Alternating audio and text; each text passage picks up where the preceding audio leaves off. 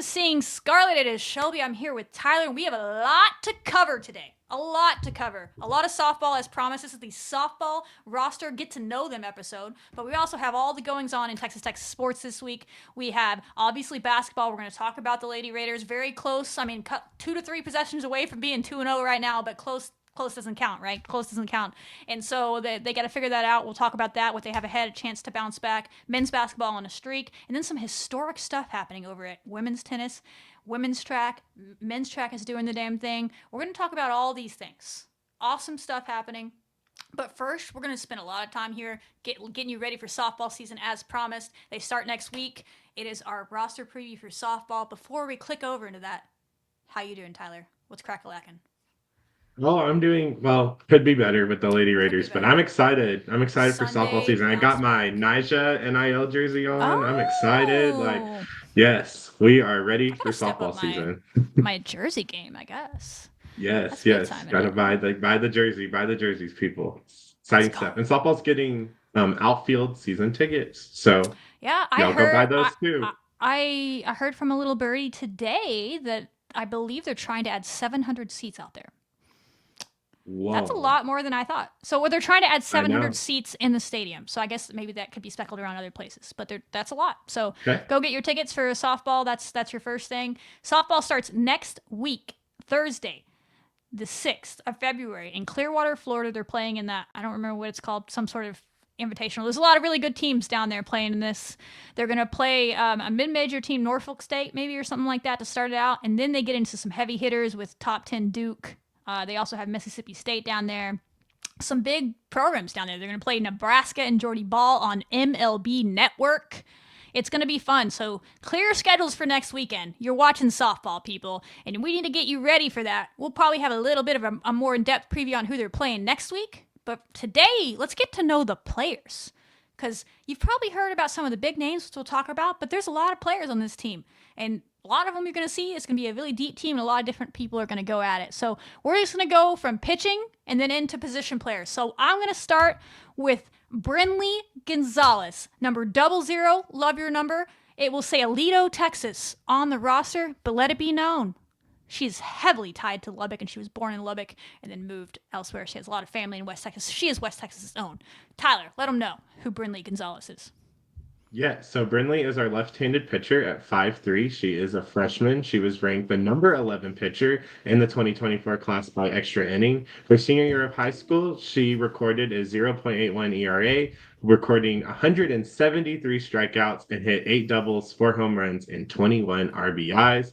She also had a great travel ball season, and she was named to the TGCA 5A All-State team and the All-DFW team twice, two-time district MVP, and on the academic all-district team. And she played for the legend Kat Osterman in travel ball. So Brinley has a lot, has a high ceiling. She has a lot that she's going to bring to the table only as a freshman. So we're very excited for her. Yeah, fun facts about her. I talked to her pitching coach today. That interview will be out next week, probably Monday. And you talked about she played for Kat Osterman. She's still very close with Kat Osterman. She talks with her all the time. I learned that today. And even Kat Osterman has even talked with head coach Tara Archibald about how to help Brinley get better. So, like as Coach Archibald said, who better to learn from as a drop ball pitcher than the one, the only left-handed drop ball pitcher in Kat Osterman. So that's Brinley Gonzalez. Heard she was tearing it up in fall ball. Nice change of pace from what our other pitchers do. Probably going to be someone that comes out of the pen, but who knows how they use her. So really excited. One of the freshmen that you will see on this roster used quite a bit. Another one of those freshmen going in line from jersey number is number 22, Samantha Lincoln. I believe maybe goes by Sam for short, but we'll find out as we get to know her down the line. But Sam Lincoln from Massachusetts, big time arm. Really excited about this player. You hear a lot of buzz, but what do you got on her, Tyler? Yeah, so Sam Lincoln, she is a 6-foot left-handed pitcher. She was the 17th ranked player in the class of 2024 inning, and she was the Massachusetts Gatorade Player of the Year. So pretty cool stuff. She pitched 133 innings, allowing just 4 runs while striking out 284 batters and posting a 0.21 ERA. Her opponents just batted .087 off of her. She's a lefty, and she helped her team win 2 state championships, and she was named the league MVP twice and the Max Preps Player of the Year for the state of Massachusetts. So she Incredible. owns the state of Massachusetts. She's Just really good. casually. She's really good. She's another left-hander. A lot of left-handers on this. I talked to Coach Archibald about that. It's a weapon. You don't see this that often. We have a lot of left-handers, and she has had a really impressive fall. Really interesting story. She got injured in the fall, so she didn't get to play a lot. But as you'll hear from Coach on Monday when that interview comes out, they think it was a blessing in disguise because of how they forced them to get to work on her in the weight room and force her to work on some things functionally that maybe she had been overseeing and never had thought about in high school. And they really think it's allowed her to become like a diamond in the rough. She was already a really good player. So they're very excited about her. Obviously, a freshman, we've got to see how it goes, but keep an eye on Sam Lincoln this year because obviously some big names that we're about to talk about in this pitching staff, but she could be a really important piece that could really change the season to where it goes. Next on the list, speaking of really big names, one Nyjah Kennedy. And in this one, we got a little video for you in case you don't know who this is. We got some clips on some of these transfers, some of these bigger names, and let you watch this right here for you guys. So we're going to disappear. We're going to play this. Might be a little janky, but just hang with us. College softball's greatest super weapons. Ball, there's nobody like Nyjah Kennedy. And she goes down swinging. A little extra surge of emotion from Nyjah Kennedy. Win this battle. And it's Kennedy, her 10th strikeout of the game, and she is in double digits. Drama bounce! She got her! Brought her up 3 times! It's the ball game! Yeah, that'll do it right there. Y'all cannot wait to see that Nyjah stomp in person. You got to get out there to the Rock and see that. Get your tickets now. But Tyler, pick what you want to say about her. All of her accolades, some of them. I'm just gonna take a nap because this might take a while. Right, yeah. How can you not get hyped, by the way, watching that video? Like, The number one player in the country plays for us. Excited. Yes, Anyway, like y'all, just amazing. So I think what covers the whole enchilada is she's the USA Softball Collegiate Player of the Year of 2024. And of course, she's won the Pac-12 Pitcher of the Year, I think, multiple times. Softball America, she was the Freshman of the Year, D1 Softball Freshman of the Year. She made the Women's College World Series All-Tournament team. She makes the Pac-12 teams, the Honda Sport Award for softball.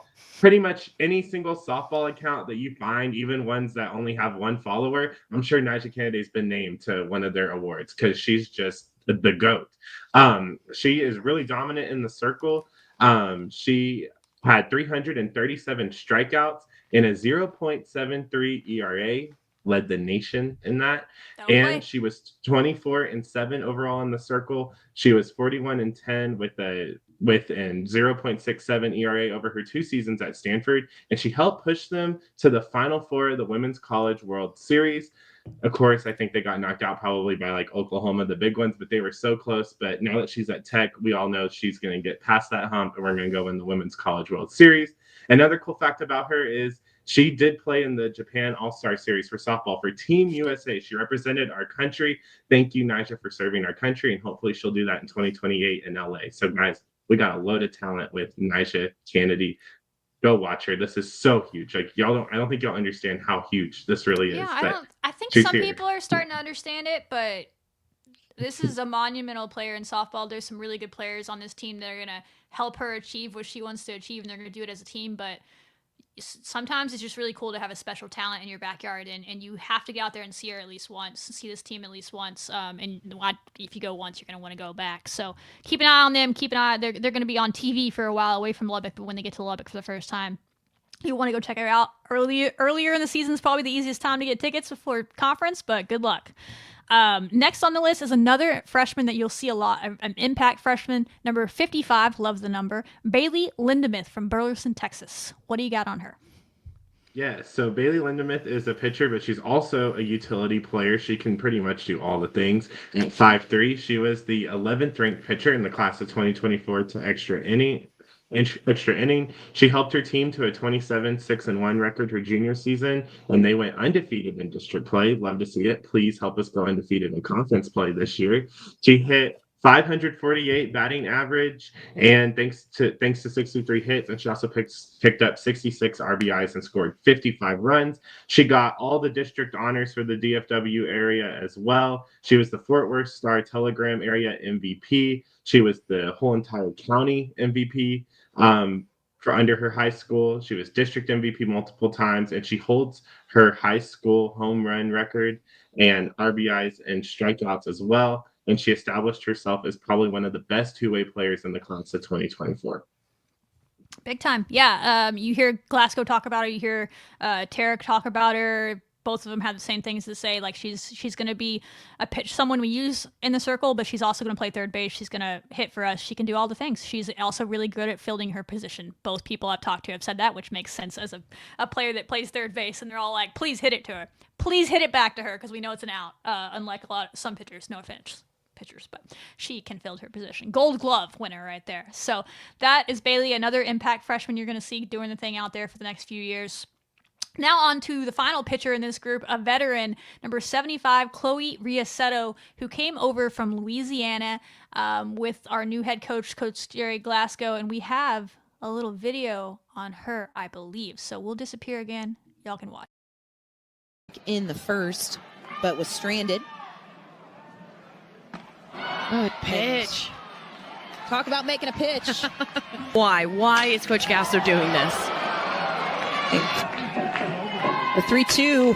Line drive back at Riasetto. She recovers to throw out Sanders. Kellner swings and misses. First strikeout for Riasetto out of the bullpen. Speeds are back up. Big time. So that was her against number 1 OU. If you might have heard, she was the player that took down number 1 OU and broke their home winning streak. She can obviously field her position. She's more of a pitch to contact pitcher. I know that much, but she paints the corners and just a dog. When I talked to Tara today, that's what she said. She's a gamer. She practices one way and she's solid in practice, but she wants the ball in every big moment you could possibly think of. Could see her coming out of the pen, starting for us, all the things. But what do you got on her, on all her accolades? Yeah, so she's also a lefty, and her sophomore year at Louisiana, she just broke out. She was the All Sun Belt second team, All Louisiana second team her freshman year, Sun Belt Conference commissioners list for both her freshman and sophomore year. She has all the accolades. She pitched 133 innings and boasted a 2.58 ERA. She finished the year with a 15-4 record, getting wins over the 4-time repeating champions Oklahoma. She beat LSU, who had a really good team. They were number 1, I think, at some point last year. Texas State, solid program. And then 2 against Baylor in the NCAA regional round. She also led the team with 8 saves, and then she came to Lubbock having strike out 78 batters. And she also recorded a 2-1 record with 3 saves and just 33 innings of work. So Chloe Riasetto, she's a dog out there in the circle. Great pickup. Very excited. We used to tweet last year, who's now her coach as a grad assistant, Maddie Wright, dog with a capital W. I think we might be doing that after Chloe. That might be saved for Chloe Riasetto's starts this year. Is Chloe Riasetto, dog. That's what I'm feeling that coming on, Chloe. So, well, you can ask your coach, old Maddie, about that. That was reserved for Maddie. It was special for Maddie. But someone's got to earn it this year, but it sounds like it might be her. So that is your pitchers. We do sound like we're going to try to use all of them in different ways. I know a lot of people are expecting to see a lot of Nyjah innings, and that will happen once we get to postseason play, absolutely. But the goal in the regular season is to not make her have to pitch so much, and she also wants to hit. We didn't talk about that. Nyjah wants to hit this year. You saw a highlight of that when we showed that clip of her earlier. She can hit, and there's been some glowing reviews from Fall Ball about her hitting, and she's going to get to do that more than she ever has, and that's a whole other side of Nyjah Kennedy's game we haven't seen before. So if she's doing that, that's also a reason that we don't want as much stress on her in the circle. But of course, in the big moments, if we need her out there, she'll be out there and she can carry the load. She's done that for 2 years. But if you want to be playing into June, into OKC, they need these other arms to step up, and sounds like they're pretty confident in them. So I'm excited to see how it comes together. 3 lefties is a weapon too, so that's going to be fun. Let's move into some field players. There are some all over the place names in here. There's some players that they picked up late. We got some players that came in from pinch runner tryouts and all the things. So Tyler dug up what he could on some of these players, and some of them you might know, and some of them we're going to get to know all together as the season starts. But we're going to go in order of roster number. So number 1 on the list and on your roster is Reagan Williams. What do you got on Reagan Williams? Yeah, so I couldn't find much about Reagan, but she's from Azle, Texas. She's a utility 5'2" freshman, and I'm assuming that she's going to be a pinch runner. They didn't really specify, but I'm assuming they'll put her in there for multitude of reasons. So we picked her up. They seem like they really wanted to go out and get a lot of pinch runners, people with speed, but hey, you never know. She can get out there and play too. We'll learn about her as they go. Number 2, our senior, our returner, the drama, the clutch queen that is Demi Elder. People that watch this team and past know who Demi Elder is. One of our 3 returners. That's my intro for her. But what do you got for Demi Elder? Yeah, so Demi, she's an 5'5" outfielder from League City, Texas. She boasted a 309 batting average. She had 52 catches and 48 outs. Last season, she set career highs in batting averages, runs, hits, doubles, triples, home runs, RBIs, total bases, slugging, walks, and on base percentage. She had a year last year, and she's going to even have an even better one this year. She had her first multi-home run game versus Houston last year. I remember that game. It was hype. She recorded 2 doubles and 3 RBIs and scored 4 runs against BYU, and she recorded the walk-off hit against Kansas. So glad we beat them Jace Squawks because they were talking last year, all the things. And then lastly, she finished with just 1 error and 52 chances and had 10 multi-hit games and 9 multiple RBI games. So that's Demi Elder for you. She is a dog. We're so excited that she came back, she stayed, and she's going to be great. Yeah, I'm really excited to have her back. She's kind of she was kind of that like leader for the team. Like I don't want to emotional leader, that's not the word, but like energy leader for the team last year and vocal leader. And you've already heard a couple of people say that that's what she is. Even the returners are like, when they ask them like who's a vocal leader on this team, they keep saying Demi. So she's carried that over in a new group. We'll see what her role will be on this team, but she'll be ready to go. She's a clutch player. I'm excited to see what Demi can do. We may be having an interview with Demi here soon, along with a couple of friends from the team as well. So tease, that might be coming up in a couple of weeks or so. But she's a character. She's fun. Y'all are gonna love her for some reason. You don't already know her. Where you been? But she's a good one. Next on the list, we have Michaela Garcia. I'm going to let you read off her stats first, and then I might have a video. It's not loaded in here. I'll see if I can get it loaded up in time. But Michaela Garcia is a transfer. She won a national championship down at UT Tyler, and she's coming back home to Lubbock, where she played high school at Friendship for her sophomore seasons and on. What else do you got on Michaela Garcia? Yeah, Michaela Garcia is a 5'8" infielder. Obviously, she came from UT Tyler. She had one heck of a season at UT Tyler her freshman year. She was the Lone Star Conference Freshman of the Year, all Lone Star Conference second team, and all Lone Star Conference freshman team. She hit a 362 batting average and 130 at-bats and started in 47 of the 51 games she played, mainly as a designated player. She also helped them win the D2 Women's College World Series and helped their team maintain a top 5 ranking for most of the season. So she is going to be a great addition, and hopefully she can help us maintain our top 10 rating this season. Yeah, I mean, you won 1 national championship. There's definitely probably players that have done it before, but why not get a D2 championship and a D1 championship? That'd be pretty hype. And I've heard she was, and in the fall, she was kind of the surprise of camp. They couldn't keep her out of the lineup, which was like, Glasgow's not going to play favorites, or he doesn't care where you came from. If you're hitting better than everybody else, you're going to be in the lineup. And in the fall, they couldn't keep her out of the lineup. I think he mentioned earlier she had a little bit of a minor tweak going on to start camp here early, but hopefully she'll be up and running here soon, literally, because she's got some wheels. This video is not loading, but just go find it. We posted this video about her eons ago when she signed. So that is Michaela Garcia, hometown favorite. She'll have a big crowd in the stands every night. Next on the list, number 6, Taryn Martin.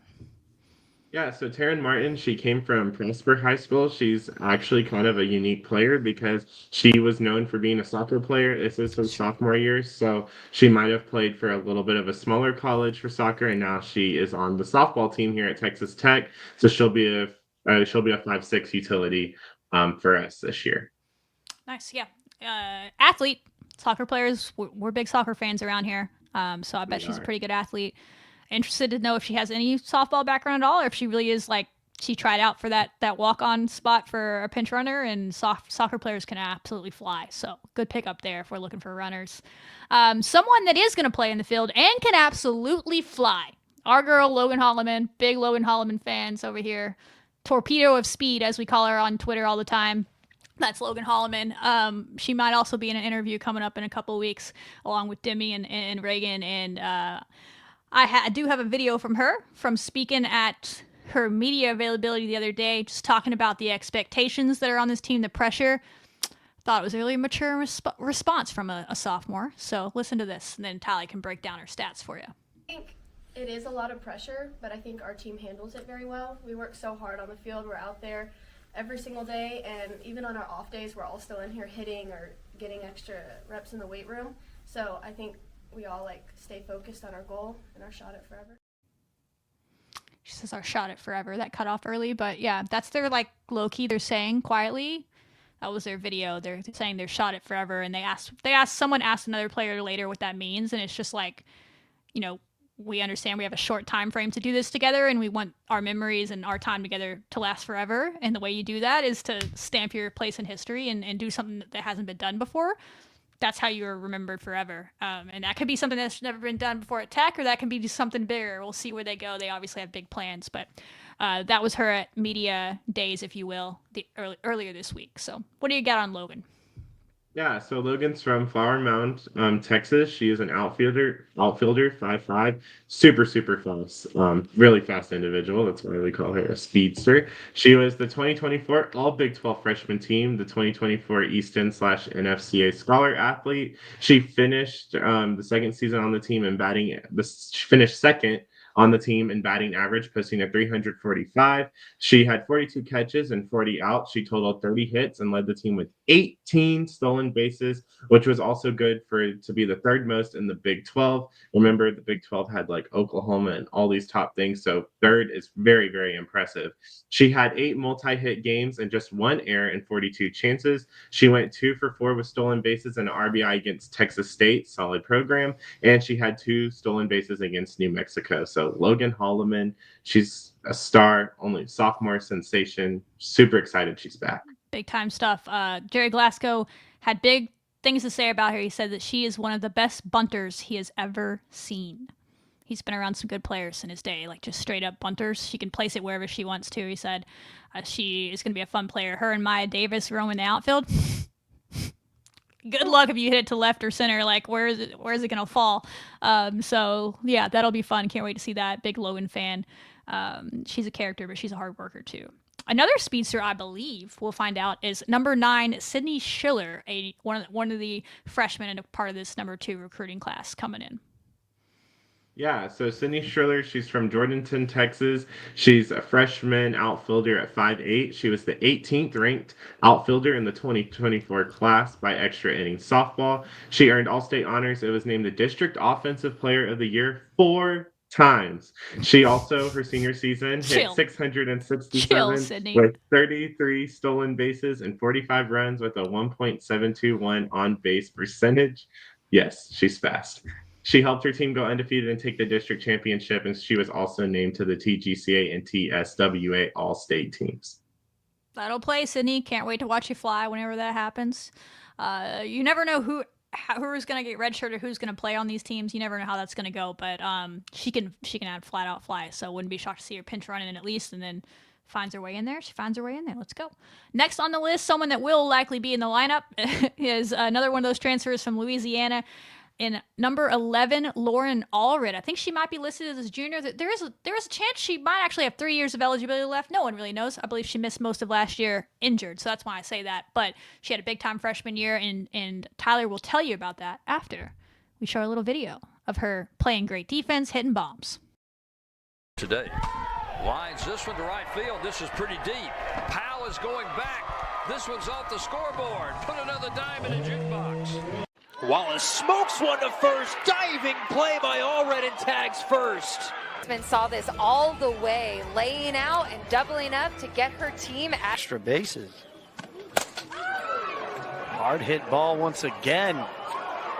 Back to the track and back-to-back home runs for Louisiana. Yeah, notice who that last one was against? That was against Texas. She was known for hitting big bombs and big moments as a freshman, and we're hoping to see that this year. But what else you got on her? Yeah, so she's a 5'9" infielder. She was the Sun Belt Conference Commissioners list for this past year. She also made all of the Louisiana first teams her freshman year, the Sun Belt first team, NFCA All Central Region second team, and she was the Sun Belt Player of the Week. She had a decorated freshman year. Obviously, her sophomore year got cut short, but in the short time she played, she had 5 RBIs. But her freshman year, whew, she was Clutch. walking with statistics. She produced 23 RBIs and just 46 at bats in a 30-day stretch. So she kind of was like, they didn't really quite know like who, what she was capable of doing. They knew she was capable or whatever. And I think it was from March 2nd to like April 2nd or something like that. She just popped off. So she entered the NCAA postseason, leading the team in RBIs with 44, and she finished the season second, tied for the lead with 47 RBIs, despite playing 11 games fewer than the team total. She reached the 40 RBI mark in less than 100 at bats with 92. In Sunbelt play, she generated a team high of 26 RBIs over 67 at bats, produced multiple RBIs in 6 of the 8 Sunbelt series. She carried a 375 batting average, ranked top 70 nationally, and toughest to strike out, only 8 over 163 plate appearances, and she had 267 catches and 255 outs. RBI queen, Lauren Allred for you. Yeah, that'll play. That'll play. So I know Blasco's talked about her just being a clutch player that will go up there in big moments. She'll play some first base, as you saw in that video. She could pinch hit. She could DP. She could, I don't know, all the things. I'm excited to see her. She definitely has that power from the left side that we're going to be looking for at times, even though maybe we're going to be a speed team. We don't know what's going to happen. She's one of the power bats. She can actually swing it. Another one that I believe can absolutely swing the bat. We haven't seen her yet. Tyler might have seen her with his own eyes at fall ball. Is a freshman late signee catcher, number 12, Anya Gurman, I'm going to go with, from Austin, Texas. Yeah, so actually Anya's a really funny story. They knocked my high school out of the first round. So I actually got to see Anya play. It was actually kind of an upset. So yeah, so Anya, she was a former Creighton commit, and then she flipped her commitment to Texas Tech. Bye-bye, She's birdies. our catcher. Yep, bye-bye birdies. She's 6 foot.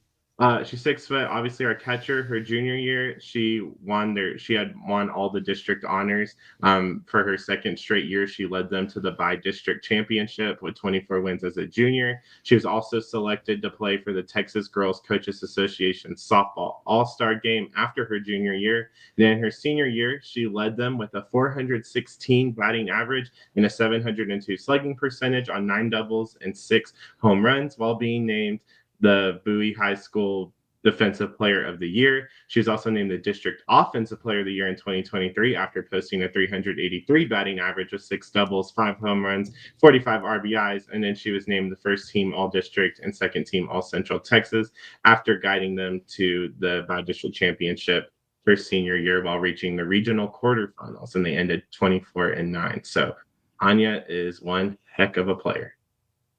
That she is. Excited to see what she can do this year. And her veteran leadership there behind the plate is number 13, Vic Valdez, also coming over from Louisiana. I believe we have a little bit of a video on her, so we'll see you in a second. Vic Valdez at the plate, and Valdez almost to left field. The Cajuns with 3-run home run in the 6th.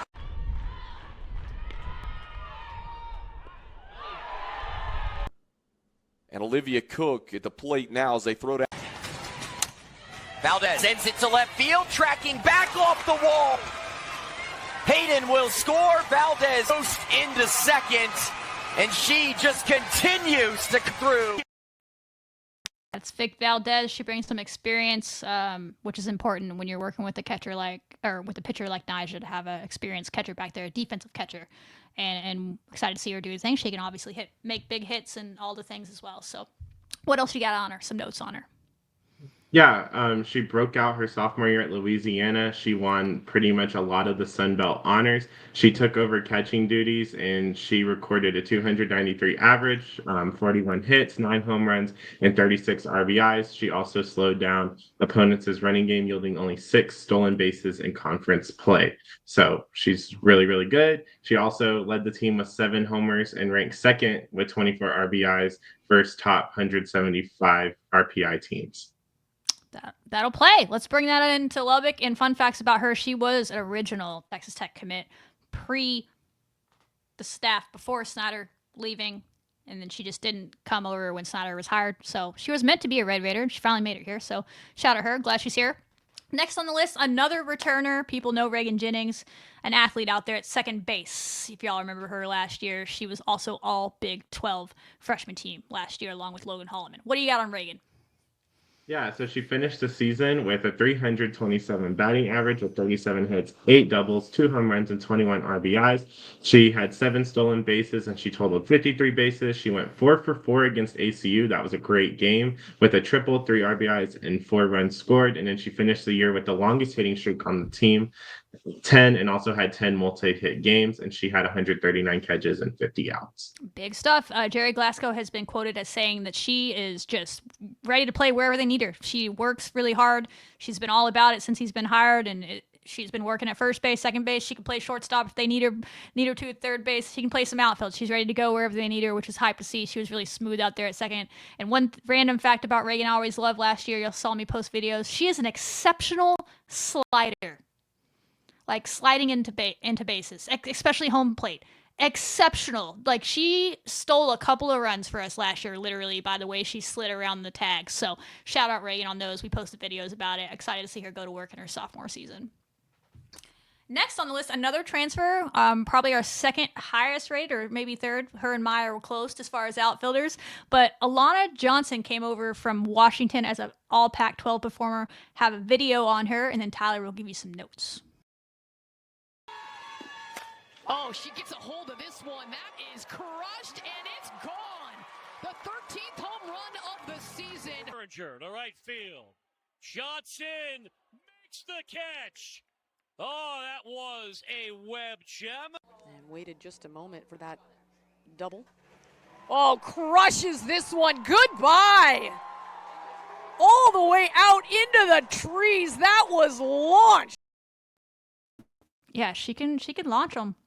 I think I heard somebody, maybe Nyjah, somebody in the press availabilities this week called her, that's what they said, that's when we call her 5 for 5 Alana, or 5 for 5 Johnson, like as in she just hits the ball all the time. So sounds like she's quite the hitter, and she's been having a good start to this season. Is it winter? I keep wanting to call it spring practice, but it's not spring yet. But the preseason practice, I guess I'll say. So that's Alana. What do you got on her?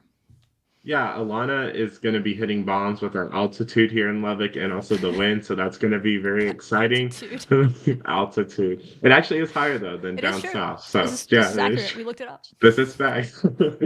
She made Science. the NFCA All-Pacific third team in 2024. She made the All Pac-12 second team in 2024. She's also the Pac-12 Freshman of the Week. Her sophomore year, she had a 366 batting average with 13 home runs and 40 RBIs, 51 catches, and 50 outs with only just 1 error. Then her freshman year was the year that she really popped off. She was 5th with 22 RBIs. Sorry about that. 4 for 5 in stolen bases. She averaged a 556 batting average against number 18 Arizona. She went 3 for 4 against number 19 Oregon. And Coach Glasgow, scouting, familiar to her because she went 2 for 3 versus number 22 Louisiana in the Super Regional with 2 RBIs. So. And you know what happens after the Super Regional? She has College World Series experience. She's one of 3 players on this team that has played in the Women's College World Series. She did it her freshman year, that year after they beat Louisiana in that Super Regional. So, yeah, it brings a little bit of experience, a little pop. She can run.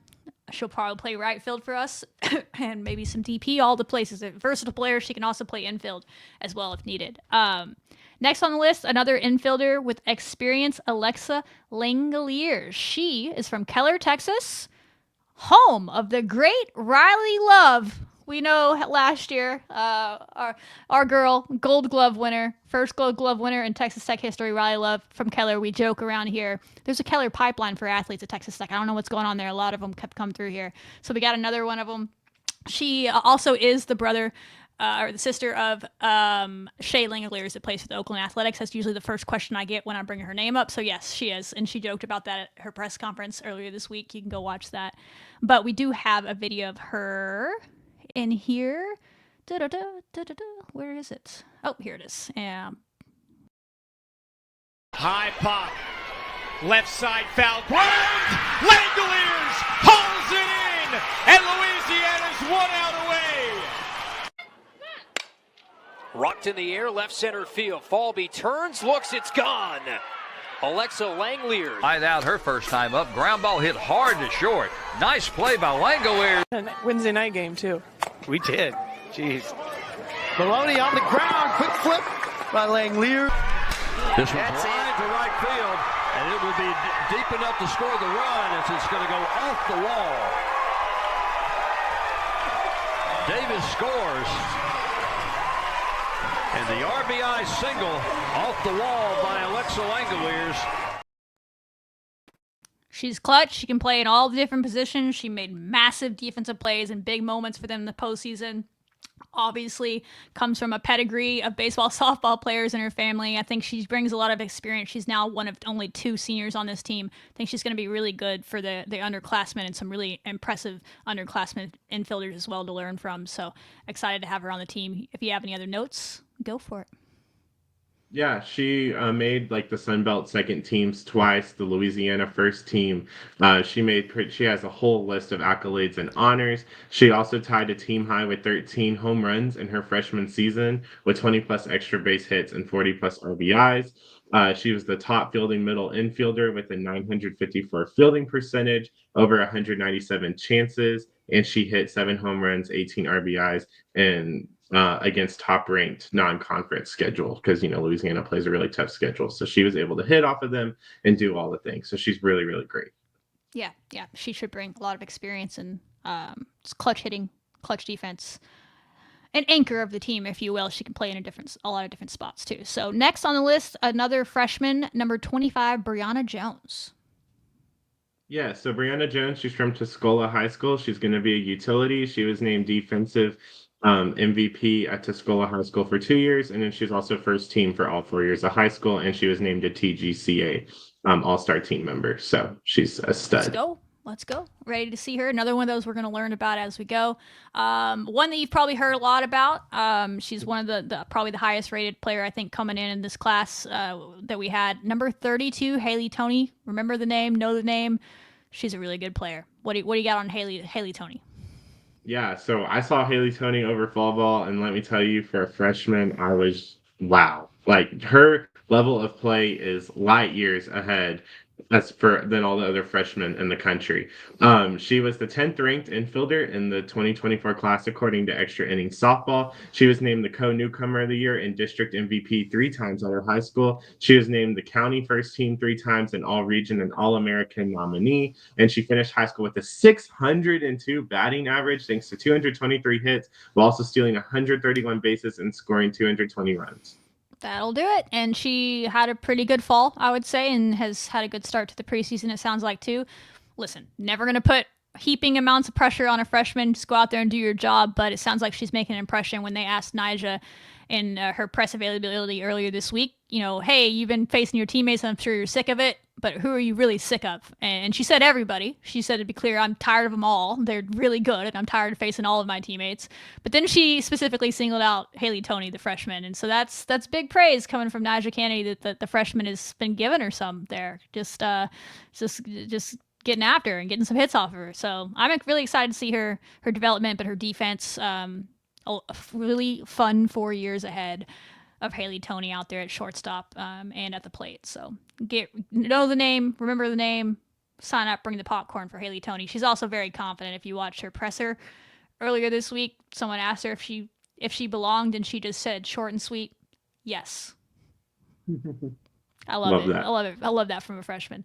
Next on the list, a player that has a high upside player looking for a chance to break out in number 33, Katie Lott, who came over from Oklahoma State. We do have a video on her, and then Tyler can give a rundown on her stuff.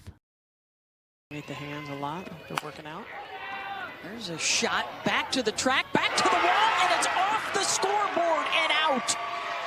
2-run home run. Katie Lott. That ball is stroked by the pinch hitter Lott. It will find the wall in right center field, and Lott will find second base. And that one is hit sharp. That was hit deep. And Coach G made the right call. Home run! Katie Lott, touch them all. Cowgirls on the board again. That's a power hitter for you. I've heard she can play some third base. She can play outfield. She can be the DP for you, all the things. But what do you got on her? Yeah, Katie Lott is an absolute star. I remember every time we played Oklahoma State, every time she came up to the plate, you just had to like cover your eyes because you don't know what's going to happen. She's a great hitter. So glad she's on our side. She won the NCAA Elite 90 Award for 4.0 GPA, so she has big brains too. She made most of her opportunities in 2023 with 370, 485, and 537 batting averages and 54 at-bats, primarily as a pinch hitter, as we said. She also drove in 12 runs on the year with 2 RBI performances against Cal State Bakersfield and Central Arkansas. And again, with the familiarities, she also had a home run against Louisiana and also Cal State Bakersfield. So she has hit on Coach Glasgow's teams before. And she came in as a pinch hitter in the NCAA regional and super regional rounds, and at the Women's College World Series, going 2 for 4 in those chances. So she has World Series experience as well. Yeah, she's one of 3 players, like we said earlier. So it's nice to have those players for other people to pick their brains on. So excited to see what she can do here for us. An important player that could have some big moments for sure. Another freshman on the list, number 34, Cassie Johnson, a catcher from Des Moines, Iowa. Yeah, so Cassie, she's our catcher and the utility player as well. She was the 10th ranked player according to Perfect Game. She hit a 505 batting average with 14 home runs and 47 RBIs as a junior, and earned first team All-State, first team All-District, and first team All-Conference honors, and was given the Iowa Girl Award in 2024. She also helped her travel ball team finish 3rd in 2023. Let's go. I'm excited to see how she develops over the years here. So that's Cassie Johnson, a catcher. Next on the list, I am stoked for this player. I am so excited to watch Maya Davis play however many games we get to watch her play this year, up close and personal on TV, both ways. Like, it's going to be fun. So number 42, Maya Davis. I have video on her, and I need y'all to make sure you're sitting down, maybe holding on to the rails of your chairs for this first clip, because it is one of the best catches you will ever see until she does something crazier this year out at the Rock. So just prepare yourself mentally. She is insanely athletic. Way back.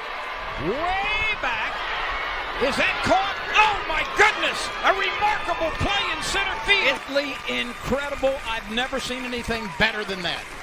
Never. And thank God that's a padded wall. And that's why the NCAA has gone to Detillier charging in from third base. This one's wide to center field. This is hit deep. This is going back. Putting another dive in the jukebox for Maya Davis. 2-2. Trahan punches that one into center field. Davis coming on and makes another fantastic catch. No fly zone times 9,000. Like, she is one of, Glasgow calls her the best center fielder in the game now that Coleman has graduated up at OU. Like, he's that confident in what she can do.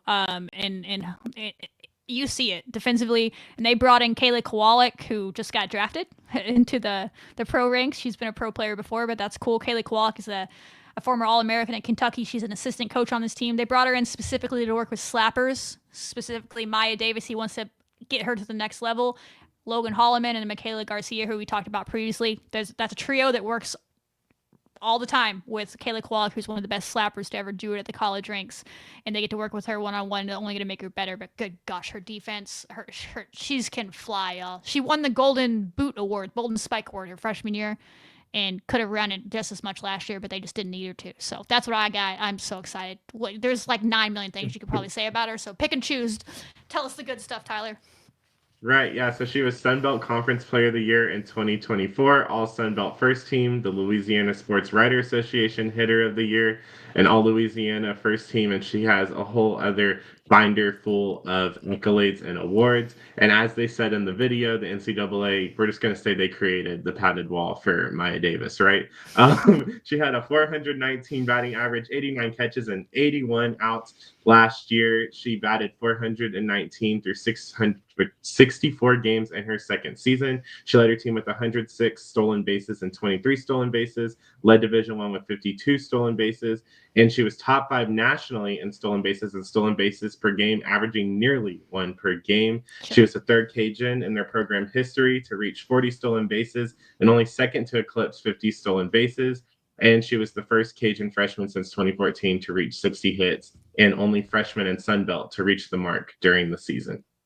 Wow. It's wild. Yeah, she can absolutely fly, y'all. It's understate. Logan Holloman is a torpedo of speed. That's been our thing for Logan Holloman. I'm gonna have to make something else for Maya Davis because, I mean, she's a little bit faster somehow. And, I mean, the both of them can... I'm telling you, if that ball's going to be hit anywhere near them... Like, Logan could probably play at the foul pole because Maya can just handle everything here, and then she can just cut... Like, how if you hit it over there, it's you know, I'm kind of joking about that. That's probably not what's going to happen. But they're going to cover a lot of ground. But she's fun to play, to watch play. She can hit it. We saw one home run in that mix. That's not really her thing. But, hey, you never know. Inside the Parkers, though, let her cook. She can fly, so... Excited to watch her. I mean, if you like defense, you're in for a show every night. And last but not least, number 66, another freshman, believe she's a speedster as well, Kylie Huffman. Yeah, so Kylie Huffman, she's from Alvin, Texas. She was the 19th ranked outfielder in the class of 2024 to extra innings softball. She earned first team outfielder honors, academic all district, the TSWA 6A, all state third team outfielder, and she was one of Lone Star Prep's top outfielders. Over the summer, she hit over 400 batting average while maintaining a perfect 1.00 fielding percentage and stealing 12 bases. And then in 2023, she hit over 500 and 556 on base percentage. Really great.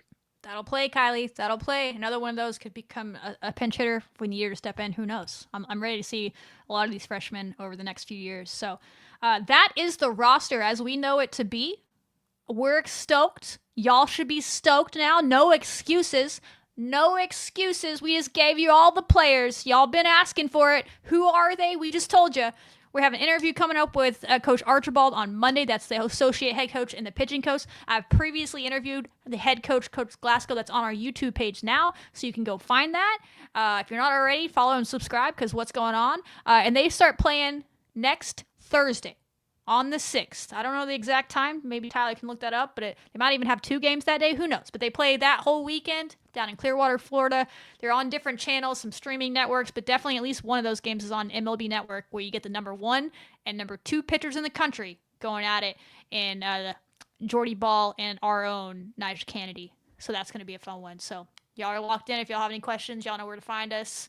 Get ready to cheer this team on. I'm really excited to see if they can do it. You know, I'm not trying to put all the heaping pressure that some people are expecting them to, oh my God, they're a lock for OKC. That's their plans, but it's hard to build a winning culture, and we don't have that here. And so they're coming together, and it's going to take some time probably, and they're very honest about that, and they know that they have the hardest non-con in the country.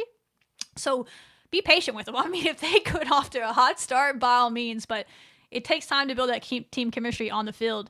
And softball's not a sport where you need to go undefeated. So I think they're kind of ready to get punched in the mouth even if that happens, but because they're trying to play their best softball in May. So I'm really excited that they're not taking it easy. And big games, Texas A&M, Duke, Mississippi State, Indiana, Nebraska. I mean, all the people. Every single weekend until Big 12 play, they're playing at least one power conference team. That is unheard of a little bit, to be honest. Yeah, softball is going to be such a great, fun season, and really good fans. It comes down to y'all. Y'all have to be there for this team.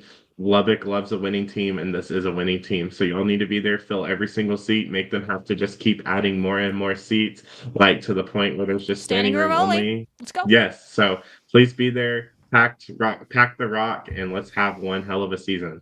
I'm so excited. We're gonna be talking about softball every week now from here on till OKC. And I don't mean OKC for the Big 12 tournament. I mean the other OKC for the big one.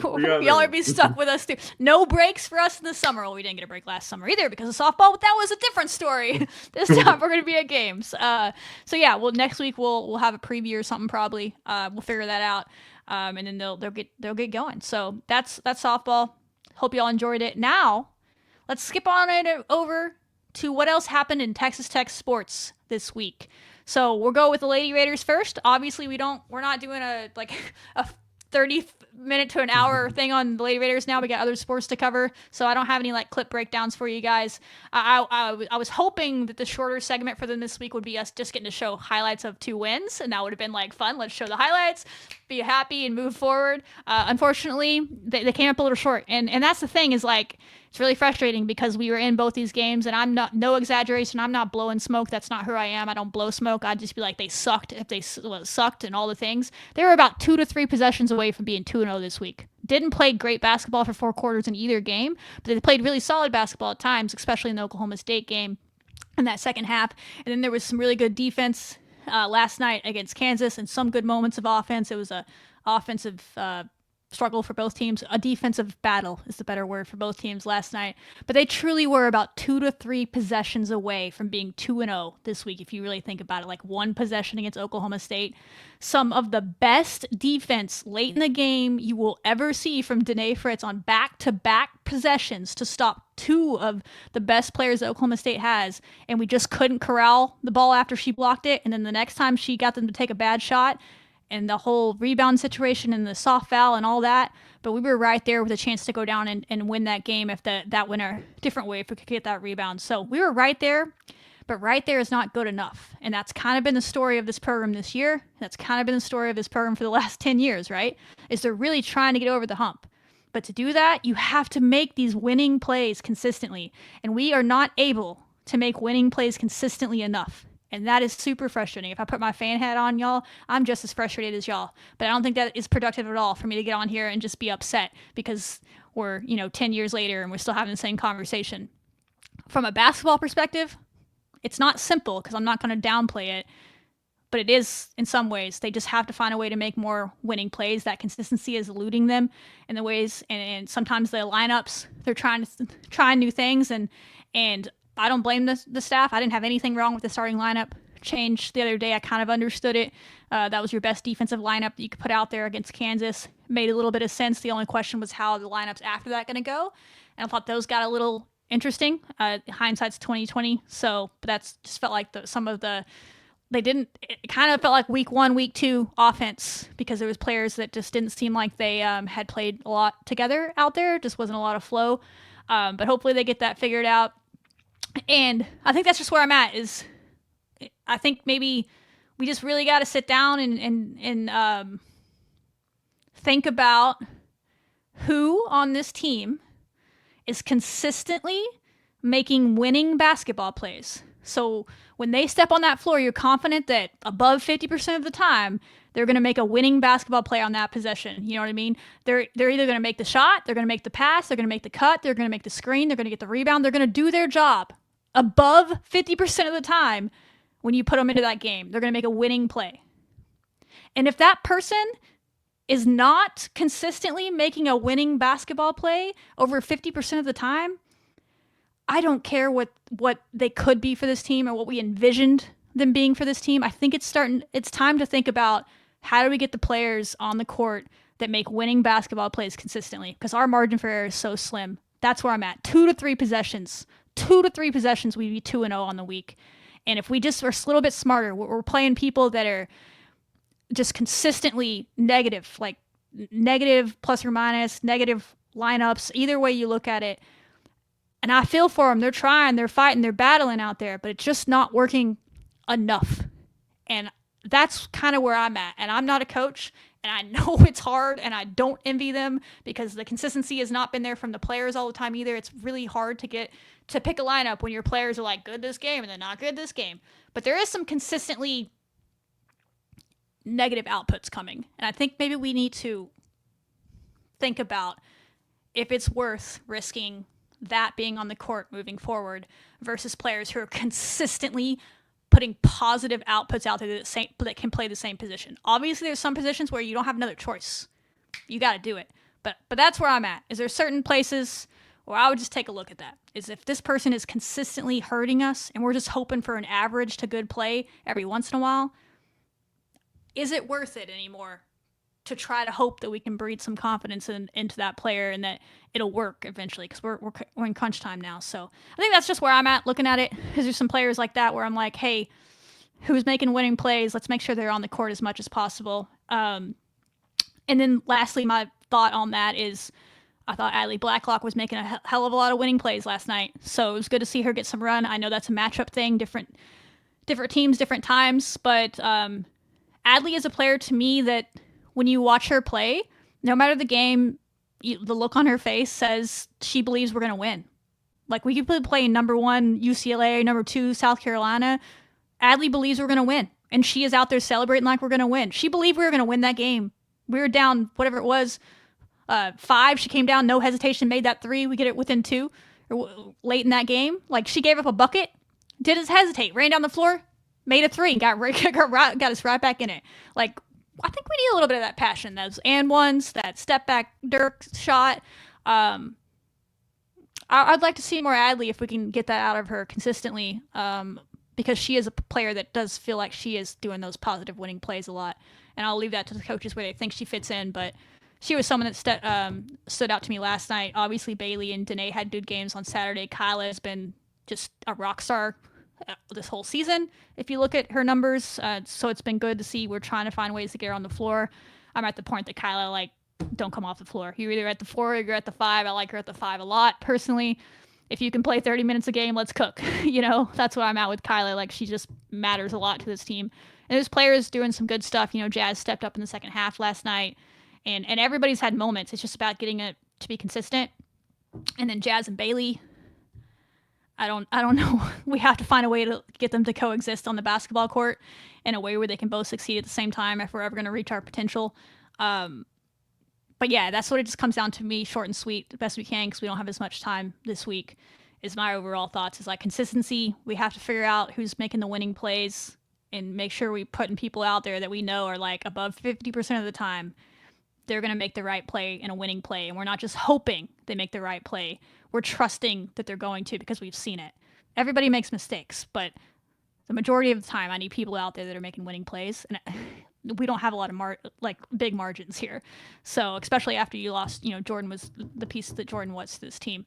And now you're really kind of at those slim margins. So that's where I'm at, is that I think there are opportunities for them to get on the right track. And as long as they're sticking together and they still believe in all those are things I can't answer, because we don't have any idea about team dynamics. But I don't see anybody out there that's quitting. I don't see anybody out there that looks like they don't want to be there. I see people that really want it, and I see them really hurting after the losses. So I'm just hoping they can get one on Sunday. Yeah, I think that consistency has been the biggest thing that's kind of been the issue with this team.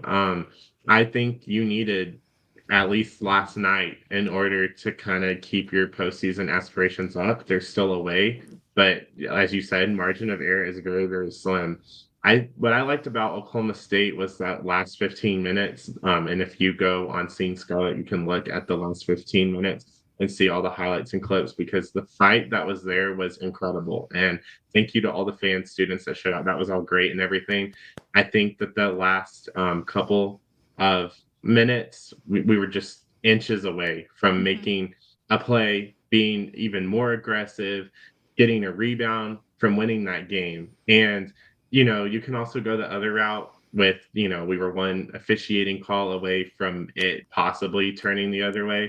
Not necessarily going to go that route, but I will say that it was kind of disappointing because the ball was out on number 24 in Oklahoma State, and she knew it. She sat on the bench. She looked guilty, and it's just a shame that that's what it's come to. I'm not going to elaborate too much on that, but I will just say it was a shame from the Big 12 refs to put the game on that like that. But other than that, I think last night we kept close. That was the biggest thing that I really liked, is that we kept close the whole game, couldn't get over a 4-point hump that kind of started after the end of the first quarter. But other than that, we kept it close.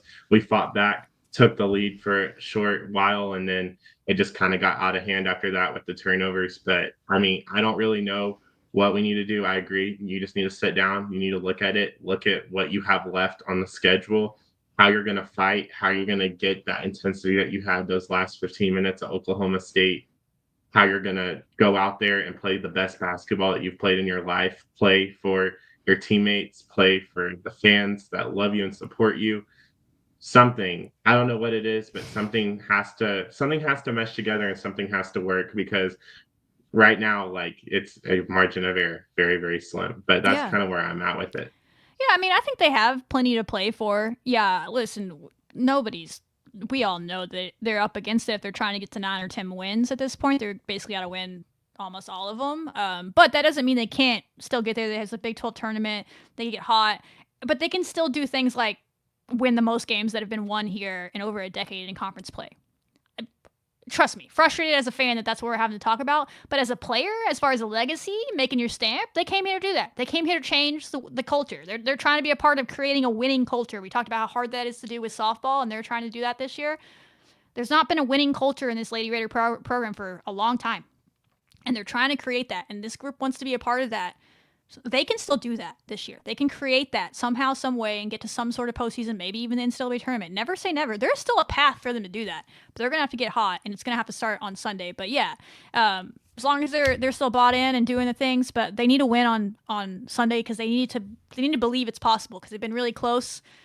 But they need, from a staff and a player's perspective, to make sure everybody's making winning plays, and the staff has the people on the court that will make winning plays. And if they're not going to, let them watch until they've earned that right to be back out there, or they need them out there, because margin for error is slim. So I'm excited for them. What do you got on Colorado on Sunday? ESPNU game. It's a network game, our one network game of the year, as everyone gets to play on ESPN network, at least one of the ESPN networks, at least once a year.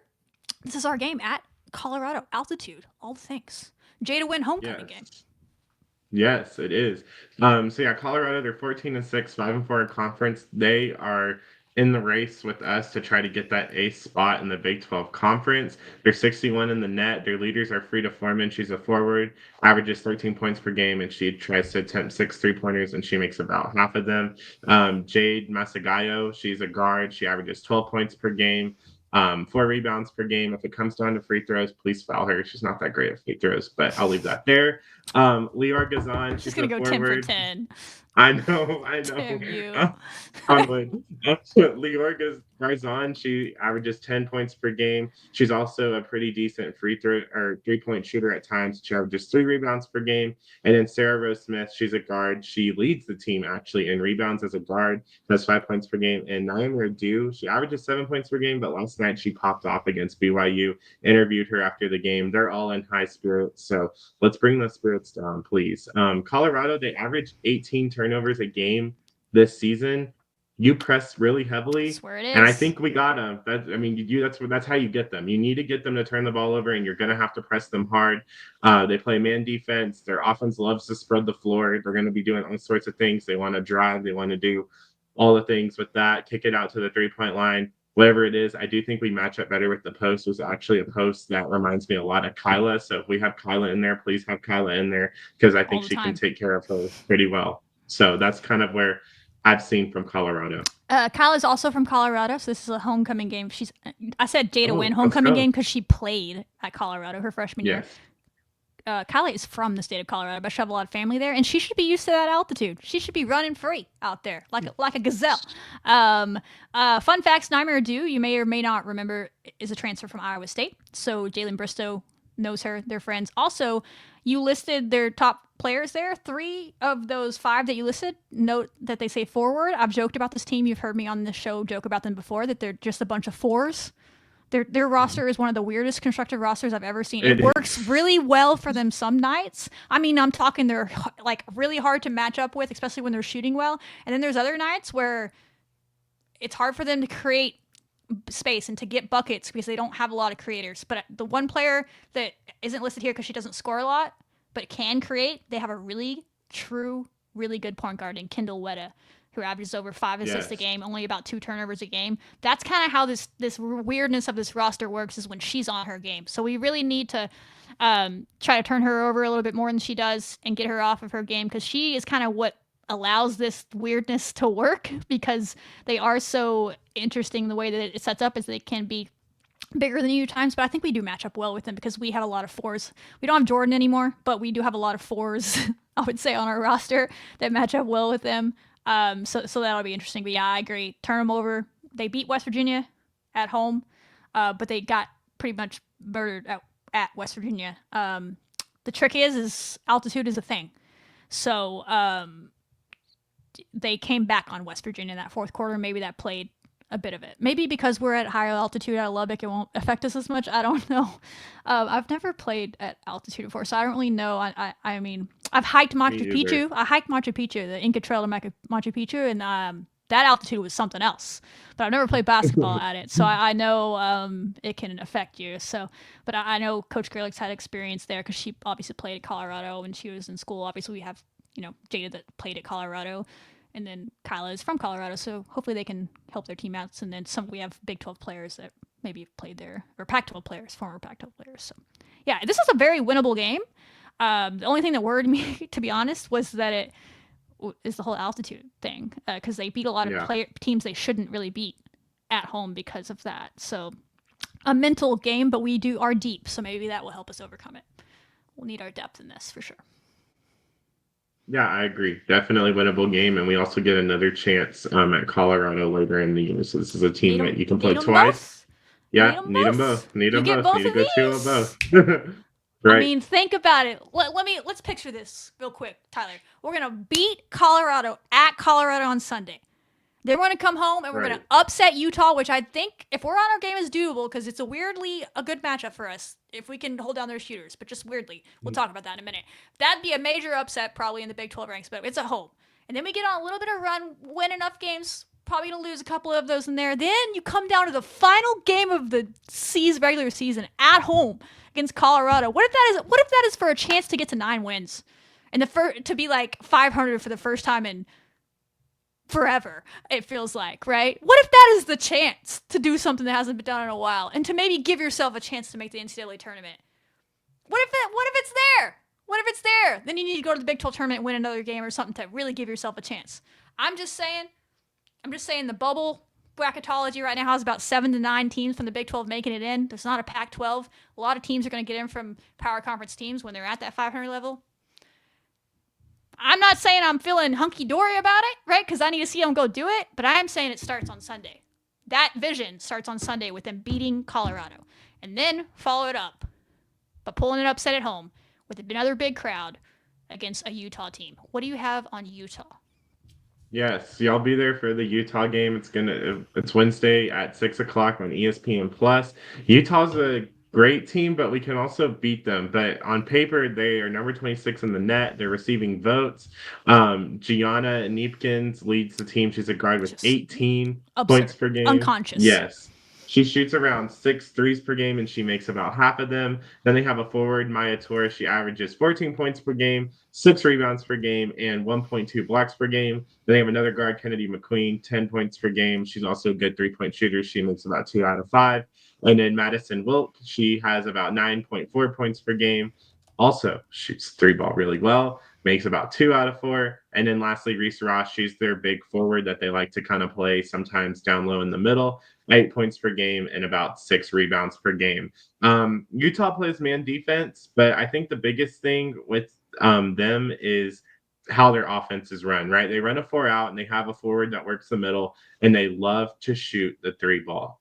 Every single highlight I watched that Utah won, it was because of the 3-point shot that they have. It is so lethal. It gets a lot of teams tripped up like insane. And, we held Kansas to a low 3-point percentage last night. For a while, it was 0. We held BYU to 0 for the first half. We held Iowa State the whole game. That's kind of been our little niche. And you know what? Take it and run with it. Stop them, because then they have to create offense in the paint and on the floor, and hopefully we can kind of figure that out, because I felt like last night it was lacking in some areas. Figure that out, and then you're in this game, right?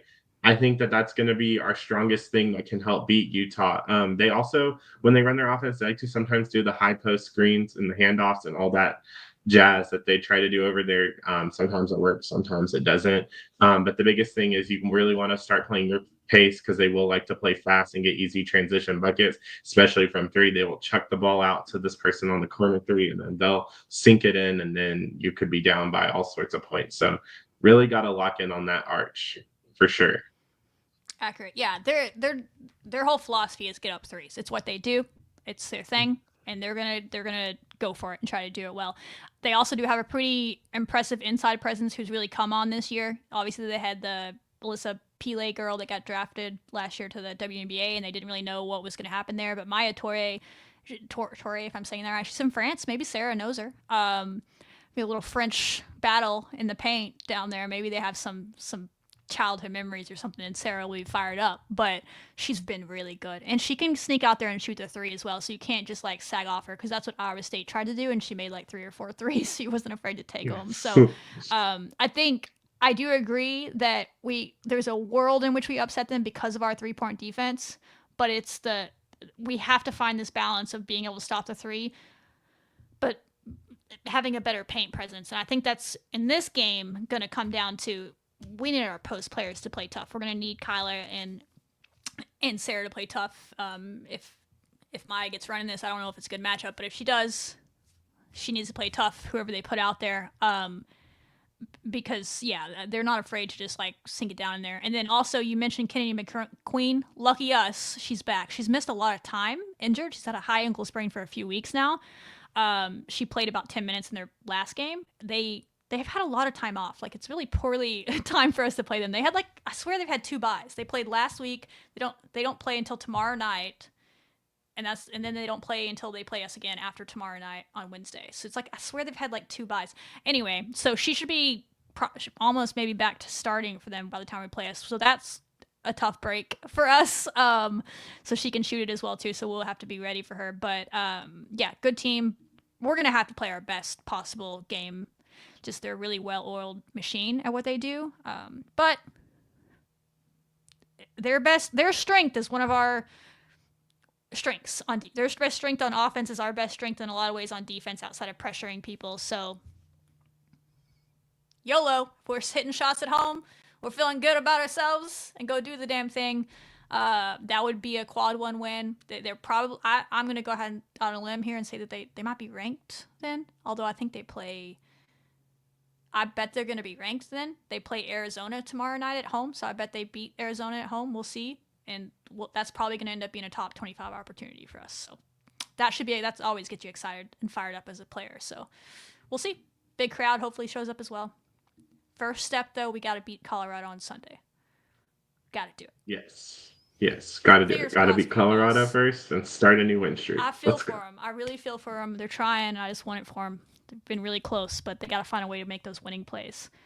We'll see. Some people that are making some winning plays, and some historic ones, or I guess actually, let's not forget the men's basketball team. They are definitely making a lot of men's winning plays over at men's basketball. 5-game winning streak now. Is that correct? Yes, 5-game winning streak. There's 7-1 or 7-2 in Big 12 play or something like that. The best start since a little old season called 2018, 2019. I don't know if anyone remembers what happened that year.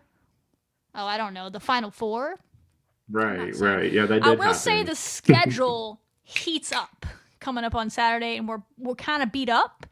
And so I don't even know if we're going to have Overton. I don't know if we're going to have Williams on Saturday against Houston. But what have you seen from men's basketball over the last 2 wins? Not always the most beautiful thing. We've really slowed down our pace of late since that UCF loss. I've noticed that. We've really kind of slowed our pace a little bit on offense, been a little bit more deliberate if you've checked the metrics. But we're looking good, and our defense has really stepped it up in that time frame as well. I saw some stupid stat. We've only allowed like 20 points over the last 5 games in the last 5 minutes of each of those games, like total. It's some stupid, ridiculous stat. Wow. Like they've really, and Grant, and it's not by a fluke, because Grant's talked about it the last few times in his press conference. Like that's a focus of theirs they want to be a team that just becomes even more annoying on defense, where they really turn it up a notch the last 5 minutes of games. And you've seen that coincide with a little bit of offensive droughts on our side, because now we're like really locked in on defense. It takes energy, but we're not allowing the other team to score. So the goal is get a lead, and you get to the last 5 minutes and you just lock them down. So I don't hate it. But what did you see from them? 2 wins. Yeah, so they got two big wins, one against Oklahoma State, 54-64. They were looking good, and then of course D5 went out. Oklahoma State tried to climb back in the game, but then we were able to pull away with free throws, which is really great to see because we all have that Iowa State game heartbreak. Chance McMillan led with 14 points and 6 rebounds. Federico had 8 points and 8 rebounds. And then last night I was at the game, also trying to watch the Lady Raiders doing two. Really, Such a really, really multitasker. yes, it's stressful and it's overstimulating. So I don't recommend it to anybody, but I had to do what I had to do, right? But we beat TCU 71-51. Of course, TCU had to end it in like classless fashion as they are. But you know what? Sorry, we Don't beat get me you, started. lizards. Damn We beat you, lizards. lizards. Yeah, the damn lizards. We beat you. And Jamie Dixon, you need to stay off the Get court off because the court. he just walking all over it. Like, Bruh. dude, this isn't a trail. Like, this isn't a park. Like, please sit down. God, he gets more court time than like half our players. Literally, but JT Toppin was huge in this one. He had 18 points and 14 rebounds. That's like another double-double for him this season. I don't know how many he's had, but he's racked up a lot of them. Chance also had 16 points and 2 rebounds. The team looked pretty good considering the circumstances of not having D5. So hopefully he's back soon. And then as you said, the schedule is heating up. Like put the stove all the way on level 9 because they are playing Houston, who is right now I think undefeated in the Big 12. I believe they've come close to almost losing, but I think they're still undefeated. Really, really good Houston team on the road. Not many opponents have actually beaten Houston in Houston, so let's be the first to do that in a hot minute. They play Saturday at 5, ESPN2. And then we play Baylor on Tuesday. Baylor's kind of going on a little slump right now, but they're still a great team. Wear red out, 8 o'clock, ESPN2, be there in Lubbock. So, that's what I have with men's basketball. Love that. Yeah, it's turn up time. They took care of business. We said they really needed to win 5 in a row. That's hard to do in the Big 12, but like you look at the schedule, they're like, man, we kind of need to win. If you beat Arizona, then you need to win the next 4. And they took care of business. And they're really gelling, and I really appreciate the leadership on this team from Chance McMillan. He's fast becoming one of my favorite Red Raiders. Everything Grant said about him, about how he's like, coach me hard, and I think the quote was like, Chance told Grant, coach me as hard as you possibly can. I promise you, I will not allow you to lose the locker room. I cannot explain to you how valuable that is to have as a coach on your team. Someone that's going to, hey, coach me hard, and I'll make sure these guys follow you as well, because it's so hard to do that, especially when they went through some hard times early in the year. So I'm excited to see what they can do. The injury bug is the biggest concern for me with this team. I'm not going to lie. We need to get some people healthy, and we'll see how this weekend goes, but I'm kind of like, don't rush them back. It's a long season, but we'll see. So keep doing the damn thing. Men's basketball might have some March Madness trips in my future. If y'all make me do it, I'll do it. So that's men's basketball. Moving over to the track, y'all. Big things are happening. I'm talking the highest ranking in school history for our women's track team, right? The men won the indoor national championship last year. They're trying to do it again. They're number 3, and we'll talk about some stuff they did this week too. But the women, highest ranking ever, and they were just out there like just doing some big stuff. Tyler, you put these notes together, so I want to let you have your shine, and you can read them all off for the people, because Tyler does great work, by the way. Just absolutely just great work at what he does. So let him do what he already put in here. But they were, breaking records left and right on the women's and the men's side. It's really cool because if you paid attention to the track in the offseason, they were bringing in some big transfers, and they've all already started to make impacts along with the returners we already had. So it was cool to see that ranking come through. Yeah, track had another great weekend last weekend. I was actually at that track meet.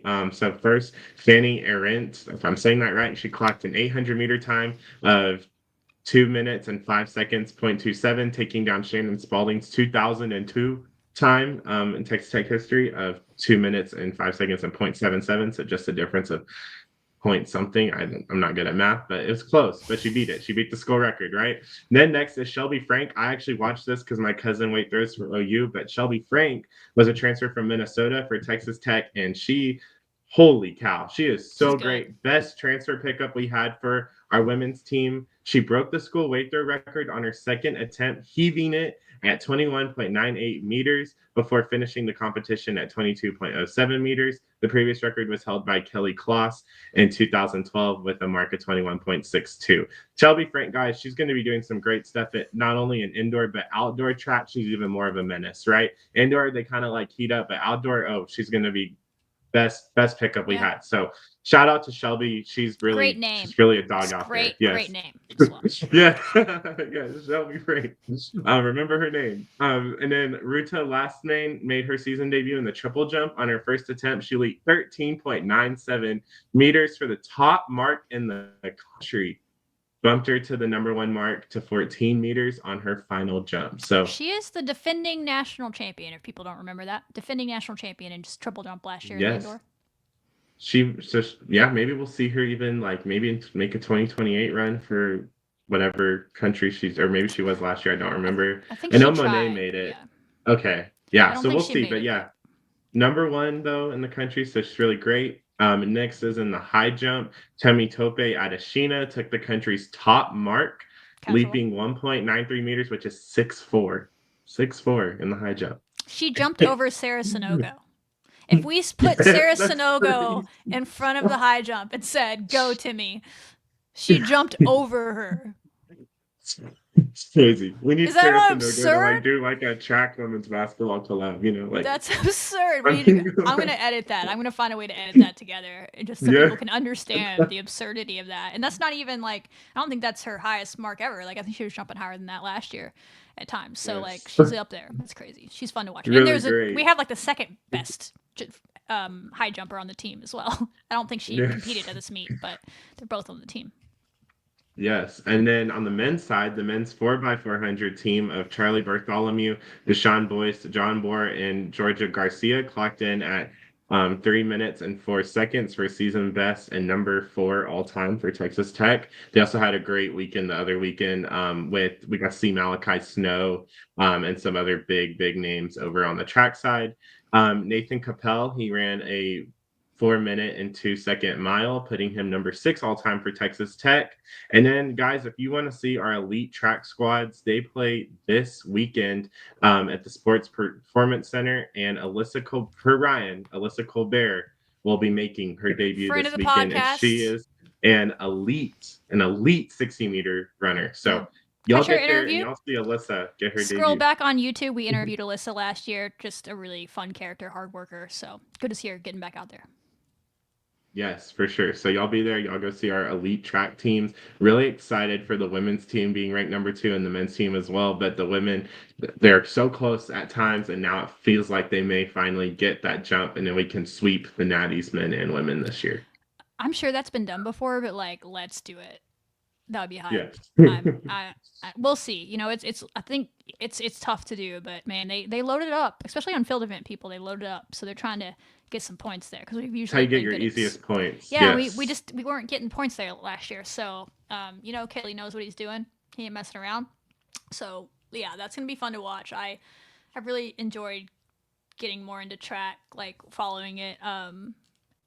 Since doing Seeing Scarlet, so love it. It's fun. Can't wait to get out there and see some meets in person again. They were always fun in college. So we're gonna round this out with some tennis and some golf. Women's tennis went 1-1 at the ITA kickoff up in Knoxville, over in Knoxville, depending on where you live. They did lose to number 18 Tennessee. They put up a pretty good fight in singles. It's 4-0, but they were all pretty close matches. They just couldn't quite get a point there. And then they followed it up with upsetting number 10 NC State. Haha, take that, all my Wolfpack friends. We upset them 4-3 and bumped ourselves right into the top 25. This team is really good at doubles, and if you don't know how team tennis works, I'm still learning, but I feel like I'm low-key an expert compared to a lot of people listening.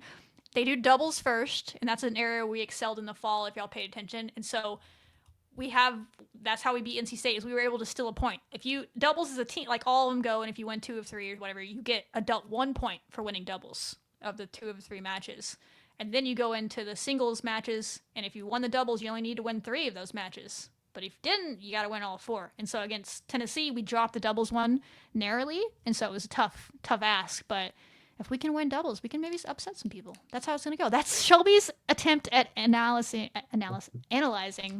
tennis. But that was our first top 10 win since 2017 or something like that. It's been a while. So Adam Herendeen, the head coach, we also interviewed him last year. Check it out on YouTube. Really interesting how tennis works at the college level. I really enjoy watching it when we're able to catch it. So go them. And men's tennis, you want to do that one? Swap it over to you. Yeah. Yeah, so the men, they started off last weekend pretty strong, but this weekend they came up short. They went 0 for 2 in Santa Barbara, California. They lost to UCSB 0-4, and California 1-6. They do though look to bounce back this weekend. They play at home this Friday versus UTRGV at 11 a.m. and New Mexico State at 3:30. So y'all be there. Y'all support the guys. They've also both the teams have been putting out great content on social media. So y'all go out and y'all support and watch them. Yeah. Another team that puts out great content, I argue the best content, women's golf, always out there putting out good stuff. And they kick off their season on Monday and Tuesday of next week down in Florida at the FAU Invitational. So that team is just, they put out a great thing for the Senior Bowl and Taj Brooks today. Check out their social media, but they're good. Our golf teams, both on the men's and women's side, are obviously really talented, and I'm sure the men get underway soon as well. And then we'll wrap it up with football just to keep it on your schedule. It's coming up in a few months, but we wanted to make sure you're ready for it. That football spring game is April 19th. There's a lot of things happening in the football. What is happening? Is somebody back? Is he not back? I don't know. We don't know. Don't know. Yeah. No, maybe we'll know by April 19th. Maybe we won't. Maybe we will. Nobody knows. But football, yeah, they're footballing. They're just doing what they do in the offseason, getting the work in, getting their gains in, and we'll see them in April. So that's what we got. Any parting words for the folks? Any rousing speeches to get them to the game against Utah next week so we can upset Utah after we get the win on Sunday against Colorado? Yeah, no, y'all be there. Y'all pack the USA.